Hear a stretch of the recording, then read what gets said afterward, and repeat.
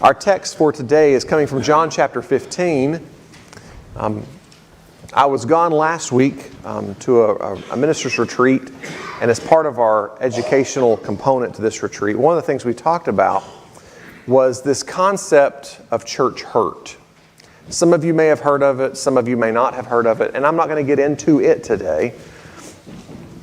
But that was one of the components that we spent a great deal of time on, and as we were discussing it, I sat there, and the experiences that were being shared, at least as part of the exercise, were all experiences that I struggled to connect with. Not that, I said it a moment ago, I have been, this is now my fourth church to full-time shepherd with. I have seen a lot of nastiness in churches. I have seen a lot of great blessings in churches. And through that time period, the thing that Jesus shares in John 15 is the thing that I believe makes a church truly successful. So as we're talking about church hurt in this conference, I'm beginning to rethink about some of my own experiences and some of my own life. And I remember making this comment to our group, and because it's this time of where it's these situations that people have gone through, people have shared, and I began saying, my church, the church I grew up in 1990s, may be very different from the person that I am today. Their thinking on things, their interpretation of things, their belief on things may be very different. And their theological differences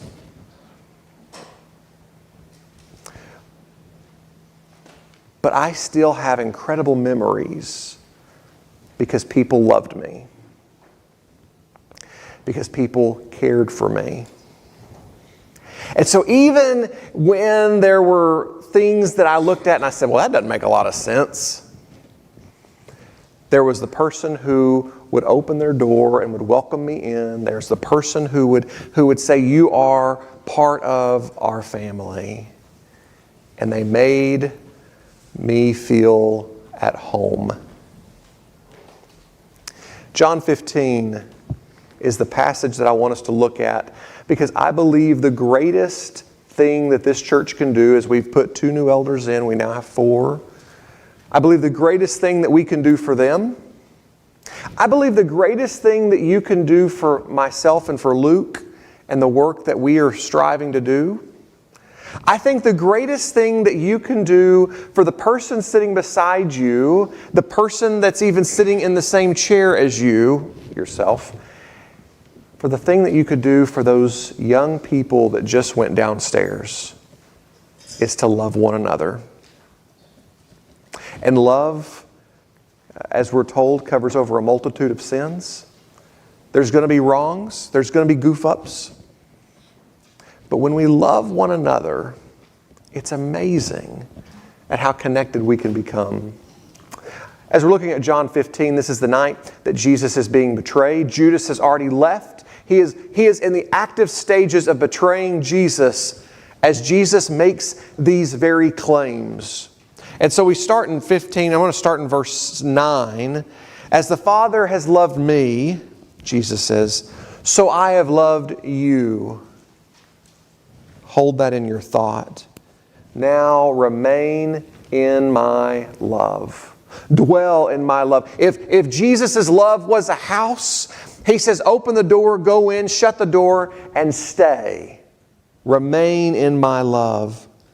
If you keep my commands, you will be remaining in my love, just as I have kept my Father's commands and I remain in my love. We often read this like it's a conditional statement, like if I don't obey the commands of God, then I somehow leave the commands of God. And that's not the way that John originally wrote it. The better intention for us would be like, well, we have the shades coming, we have sunlight coming in through the shades, and we've kind of closed the shades. If I open the shades, we would have more sunlight coming in, right? My decision to open or close the shades has not affected the sunshine. The sun will shine. It just depends on if I'm willing to accept the sunshine or not. And so when I read verse 10, I don't want you to say this is a conditional, like, oh, if I don't follow the commands of God, then God automatically shuts the sun off on me. No, the sun is still shining. The question is are you receiving the warmth of its rays? Verse 11, I have told you this so that my joy may be in you. So the joy that Jesus has may be in the disciples, and that your joy may be complete. My commandment is this: love each other as I have loved you.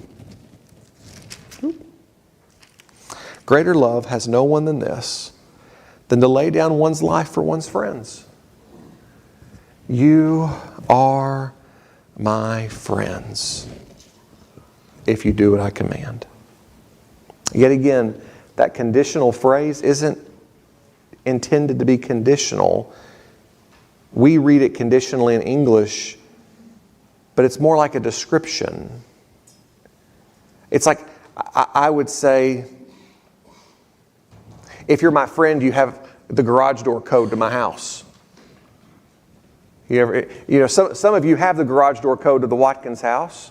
You might have to scroll through some text messages to get there, but it's there. Your friendship is not contingent upon the garage door code, but it's because you're part of our family. And Jesus says, I'm laying my life down. In 12 hours or so, Jesus will have died on the cross. We're 12 to 18 hours out from this moment. Jesus will die. And that's where he says, lay down your life for your friends. You are my friends. I want you to stop for a moment, and I want you to, maybe you need to close your eyes, but to realize that you are a friend of God, that He has called you His friend. Now, we have a hard time with that, because even in life, a psychologist will say that you'll have 5 good friends in your lifetime. That's the running numbers, that you'll have 5 people that you consider so close to you that they're your ride or die kind of guy. They're the person that you would call if you had a dead body, and they wouldn't ask questions. They would have a shovel and they would just be ready to go. Like there's 5 of those in your lifetime.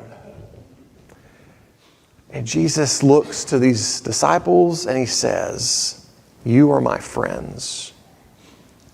David, what was David called? He's called a servant. He was a man after God's own heart, but God referred to him as his servant, David. We go through like Elijah, this guy who like goes up in the fiery chariot, that thing. Goes up in a fiery chariot. He's a servant. Moses, like the closest guy to God, like the guy who looked on the face of God, God calls him a servant. The only person in all of Scripture who is ever called a friend of God is Abraham. And God says, "Abraham, my friend." I want you to realize that out of all the people in all the Bible, that God looks to you and He has the same emotional connection that He does to Abraham for the disciples, and as we read it, as He does for us.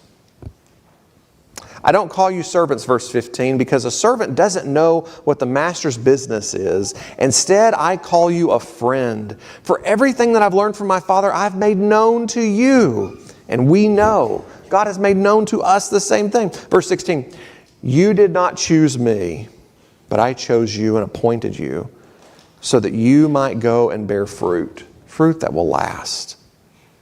And so that whatever you ask in my name, the Father will give to you. This is my commandment. Love each other. I want you to hold that verse right there. That was the same verse that he used previously. I believe it was in verse 12. This idea of love each other. I began to share at the very beginning, I have seen some wonderful churches, and I've seen some churches that have struggled. We'll put it that way. The theme that I have seen in all great and successful churches is a genuine love for each other.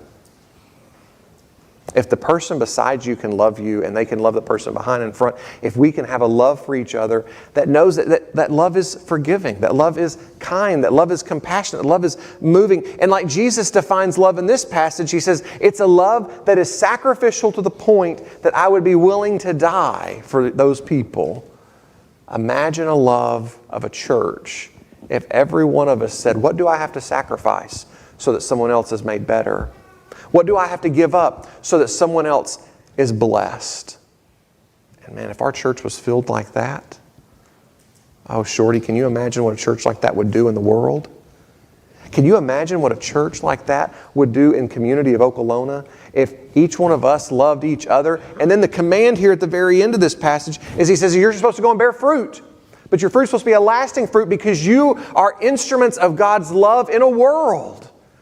So as you love one another, the person sitting in this room, the people sitting in this room, we then go to our neighbors and we express and we show yet again the love that God has shown to you. Let me ask you this.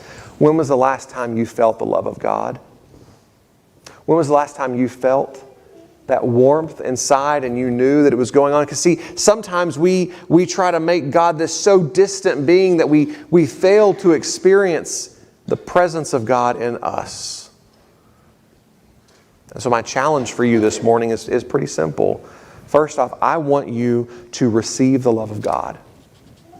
I want you to be and that's why I say if you have to sit here and if you have to close your eyes, if you have to spend time in meditation, which is maybe hours of prayer time if that's what it takes, I want you first and foremost to receive the love of God because we are our own worst critics. We're our own worst enemies. We are the ones who will allow Satan into our mind to say, man, I goofed up and now I'm not worthy of God's love.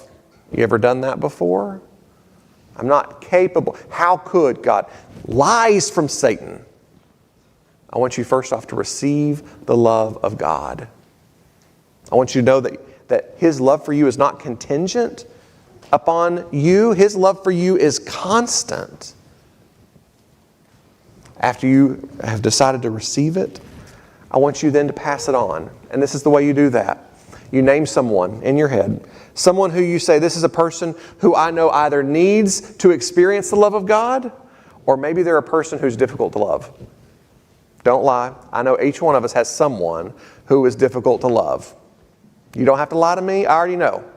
I want you to think of the person who you would say is difficult to love, or the person who you would say, that person needs the love of God. I want you to first pray for that person. I want you to do that every day this week. I want you to pray for that person every day. I want you to pray, and it's a simple prayer. God, help this person experience your love. Simple prayer. But I want you to pray that every day. And then my third challenge. So first off, you have to receive the love of God, and we're passing through the love of God here. That's what we're doing. God has loved us. We should love other people. So the challenge is this. You have your person that you know needs the love of God. What can you do physically to help them experience the love of God? I don't know. Every person needs something different. I share the story of a lady one time who came to faith because someone told her the gates of that hell's going to be hot, so you better get saved. And that converted her. Every person needs something different. But you know what those people need. So receive love yourself and pass the love on. We are instruments of God's love. That it's a flow-through process. As He loves us, we love other people. As we have 2 new elders, 4 now, love them. Pray for them. Encourage them. Their challenge is going to be tough on its own. Support them. But you have people beside you too who are hurting. You may be one of those people who's hurting. There may be something going on inside that just hurts. Maybe you need the love of God a little bit more right now than you've ever felt you needed it before. So my challenge for you is this. Receive God's love and pass through God's love. We have an application prayer this morning. Carlos, that's Carlos. I'm going to ask Carlos to come up and to lead us in this prayer. And as he prays, it's a prayer for all of us to receive God's love, but to pass it on to others. If there's something after this prayer that I can do to help, come and find me or find one of our shepherds.